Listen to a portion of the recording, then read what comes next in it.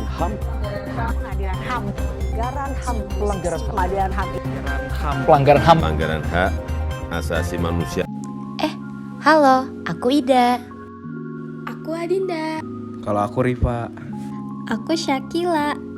Aku Zahra. Dan aku Yasmin.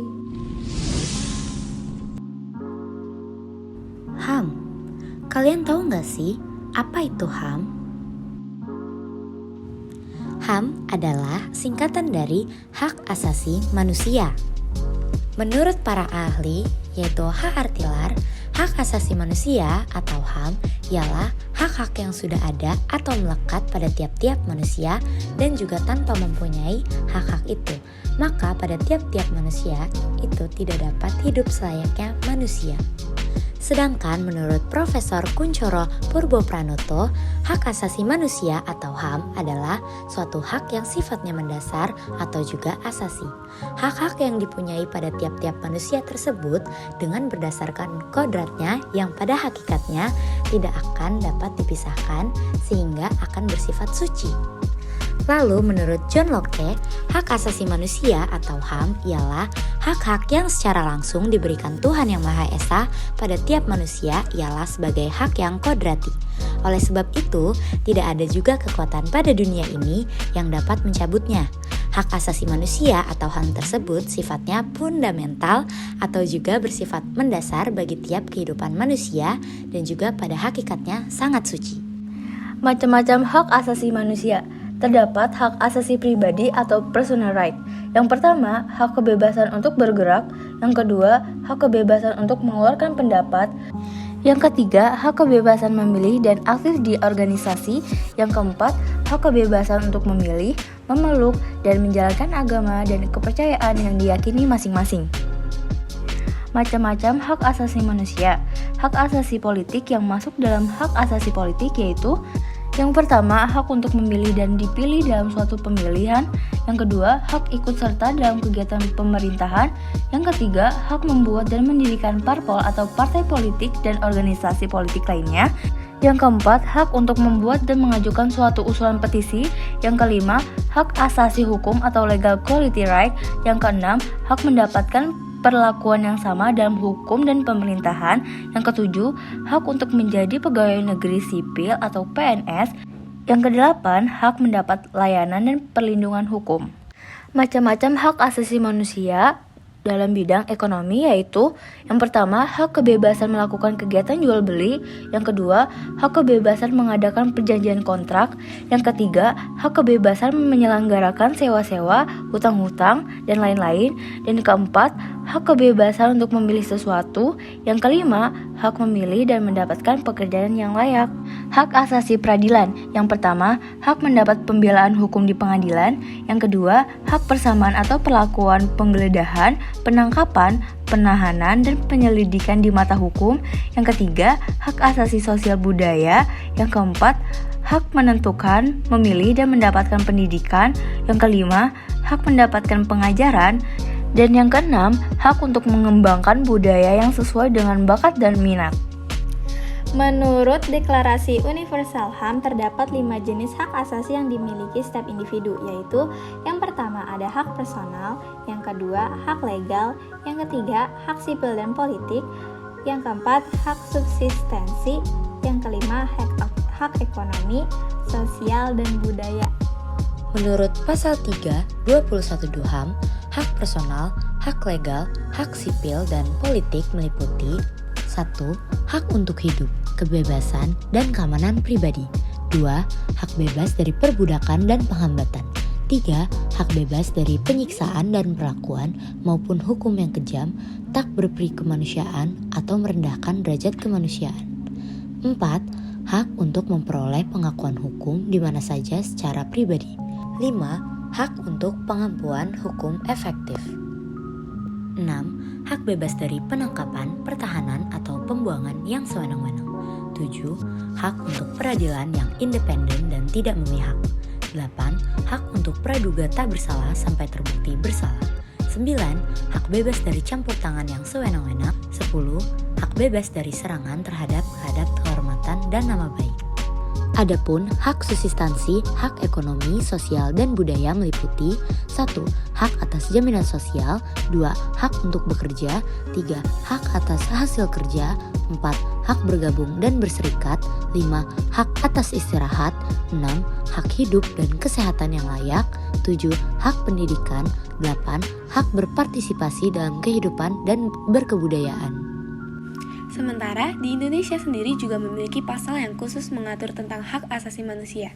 Hak asasi manusia di Indonesia didasarkan pada falsafah dan ideologi Pancasila, pembukaan Undang-Undang Dasar 1945, batang tubuh Undang-Undang Dasar 1945, Undang-Undang Nomor 39 Tahun 1999 tentang Hak Asasi Manusia, dan Undang-Undang Nomor 26 Tahun 2000 tentang Pengadilan Hak Asasi Manusia, Undang-Undang Nomor 39 Tahun 1999 mencantumkan asas-asas dasar hak asasi manusia. Beberapa asas dasar hak asasi manusia yang tercantum dalam Undang-Undang Nomor 39 Tahun 1999 adalah 1. Setiap orang berhak atas pengakuan, jaminan, perlindungan, dan pelakuan hukum yang adil serta mendapat kepastian hukum dan perlakuan yang sama di depan hukum. 2. Setiap orang berhak atas perlindungan hak asasi manusia dan kebebasan dasar manusia tanpa diskriminasi. Yang ketiga, hak untuk hidup, hak untuk tidak disiksa, hak kebebasan pribadi, pikiran, dan hati nurani, hak beragama, hak untuk tidak diperbudak, hak untuk diakui sebagai pribadi yang bersamaan di hadapan hukum, hak untuk tidak dituntut atas dasar hukum yang berlaku surut adalah hak asasi manusia yang tidak dapat dikurangi dalam keadaan apapun dan oleh apapun. Yang keempat, setiap orang diakui sebagai pribadi yang berhak menuntut dan memperoleh perlakuan serta perlindungan yang sama sesuai dengan martabat kemanusiaannya di depan hukum. Dan yang terakhir, setiap orang berhak mendapat bantuan dan perlindungan yang adil dan pengadilan yang objektif dan tidak berpihak. Pelanggaran HAM. 1. Hak atas keadilan dan kepastian hukum. 2. Hak perempuan. 3. Hak untuk tidak didiskriminasi. 4. Hak atas kebebasan beragama dan berkeyakinan. 5. Hak atas pekerjaan. 6. Hak atas ras aman. 7. Hak atas informasi. 8. Hak atas privasi. 9. Hak atas kebebasan berkumpul dan berserikat. 10. Hak untuk berpartisipasi dalam pemerintahan. 11. Hak atas kebebasan berpendapat. Pelanggaran HAM ringan. Pelanggaran HAM ringan adalah pelanggaran yang tidak mengancam nyawa seseorang, tetapi tetap merugikan orang tersebut. Pelanggaran HAM ringan. 1. Melakukan penganiayaan. 2. Melakukan hal yang dapat mencemarkan nama baik seseorang. 3. Melakukan aksi kekerasan dengan mengambil barang atau hak milik orang lain. 4. Tindakan pemaksaan orang tua terhadap anaknya. 5. Melakukan perundungan baik secara langsung maupun melalui media sosial. Pelanggaran HAM berat. Pelanggaran yang mengakibatkan timbulnya perbuatan pidana terhadap raga, jiwa, martabat, peradaban, dan sumber daya kehidupan manusia. Pelanggaran HAM berat. 1. Membunuh anggota kelompok. 2. Mengabaikan penderitaan fisik atau mental yang berat terhadap anggota-anggota kelompok. 3. Menciptakan kondisi kehidupan kelompok. 4. Tindakan pemaksaan orang tua terhadap anaknya. 5. Memaksakan tindakan yang bertujuan mencegah kelahiran di dalam kelompok. Dan yang terakhir, memindahkan secara paksa anak-anak dari kelompok tertentu ke kelompok lain.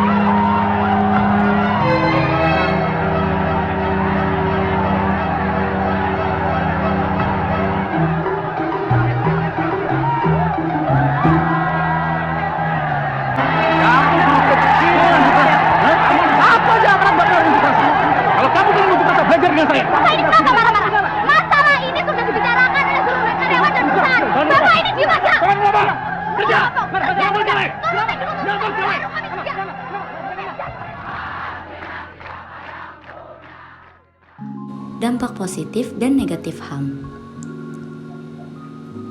Dampak positif. 1. Menjunjung tinggi terhadap adanya HAM. 2. Memacu sebuah percepatan terhadap kualitas diri. 3. Menumbuhkan sikap untuk toleransi terhadap orang lain. 4. Meningkatkan rasa solidaris yang dimana tinggi. 5. Masyarakat akan mampu untuk menilai kinerja pemerintahan. 6. Terlaksananya kebebasan pers. 7. Terdapat rasa solidaritas yang dimana tinggi di antara banyak negara. Dampak negatif. 1. Terdapat pergeseran terhadap budaya nasional dan juga budaya internasional. 2. Terjadinya sebuah kesenjangan sosial yang semakin tajam. 3. Membuat penyampaian aspirasi menjadi sangat berlebihan. 4.